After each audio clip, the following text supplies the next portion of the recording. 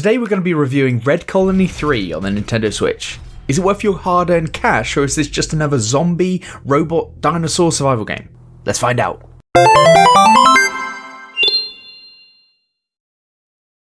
Hi, I'm Ben from the Grumpy Gamers podcast, and I've taken time out of the busy start to February where I've been playing Sifu and Dying Light 2 for the pod to play this, Red Colony 3.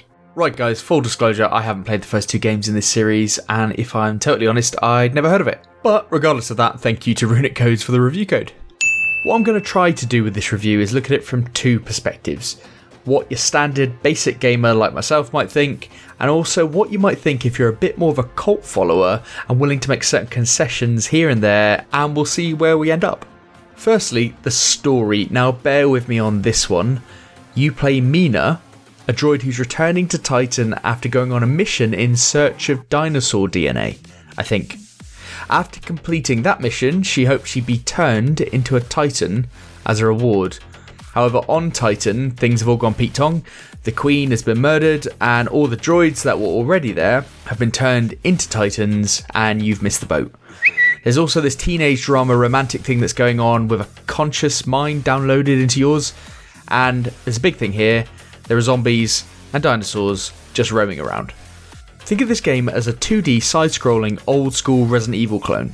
Again, it's set in this robot zombie dinosaur sci-fi setting, and as a premise, full marks so far. I'm actually quite a big fan of the created world. The pacing starts off well with the Titan world building. Things then start to get a bit frustrating towards the middle when you reach the hub area, and then it all kind of progresses rather rapidly to a finish. Ultimately, the story is a bit too 80s sci-fi in its conclusion for me, but this is where you could argue that its tongue-in-cheek nature is obviously by design. Graphically, from what I've seen, this is an upgrade on the first two games in the series. It's got this hand-drawn art style, the character models are really crisp, and what I would say is that it looks really good on the Switch OLED. There are a lot of darker backgrounds, so it really makes it pop. It has to be pointed out that the android women are portrayed in these scantily clad outfits with heavily accentuated bodily features, looking like something more akin to the Red Light District, to be honest. This is a bit of an extreme of a style that we often do see in video games, but also the extent to how much your clothes have been torn off is an indicator of HP. Do we class that as an innovative mechanic? Probably not. One thing I would say is that there's rarely any music in this game, so pretty much it's sound effects, building the tension, your footsteps, things like that really contribute to the environment.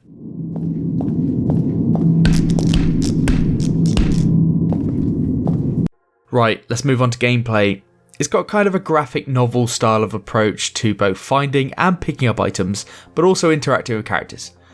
The gameplay is pretty simple. Avoid zombies and dinosaurs as much as possible, go through the rooms and hallways to solve basic puzzles to open up the next area. Honestly, dinosaurs are quite infrequent, so they don't really matter, and for the most part zombies are about not aggroing them. As you progress, you'll meet new characters who then flesh out the story, and this is where you'll get most of your story in these quite long, drawn-out conversations. Again, it's probably due to the characters being heavily stylized and almost caricatures of themselves, but they are a bit paper thin at times, with their motivations being really hard to get behind. This wouldn't be so bad, except saving is limited to finding USB sticks, much like something out of old school Resident Evil. So if you're unfortunate enough to die, then replaying areas and just rapidly clicking through the dialogue can still feel like a massive chore. Now, I mentioned dying, and I did die a few times, and it wasn't really because the game was hard at all. It's not really about that. It was mainly due to a poor interpretation of the mechanics from when a zombie would spot me or not. And this is quite a big one for me.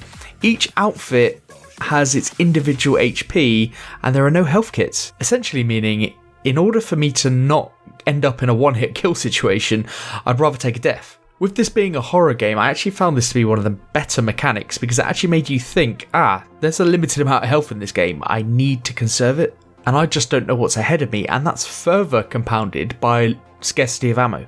The puzzles that you encounter throughout the game, from either resources or to progress, aren't particularly challenging and generally are solved by just looking around the environment and picking up a code or a sequence. I didn't really mind that, to be honest. I quite liked it because it's in this graphic novel style and I didn't want to be taken out of that environment. I didn't want the immersion to be lost. Now, bugs. And there are bugs. I don't want to focus too much on this as they might be fixed soon, and they usually weren't game breaking, and I'm sure cult fans will probably say it adds to the charm. So I'll just reel off a few. It cuts between moving room to room or moving downstairs sometimes. You'd have to redo the sequence, or you just magically fly to the next floor.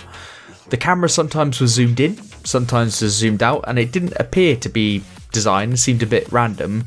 So let me know in the comments if I'm totally wrong on that one. Sometimes I couldn't progress despite having the right key to the next area, so I had to kind of reload the game and do it again. And another time I thought the game had crashed and then it caught up about 30 seconds later with all the inputs that I put in the meantime.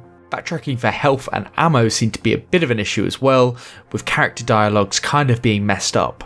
And lastly, the frame rate when docked was a little ropey at times, or really more towards the end of the game. Opinion time. I'm going to try and do this as I said I would at the start. As a standard basic gamer like myself, I think you'd be really turned off by this game pretty much immediately.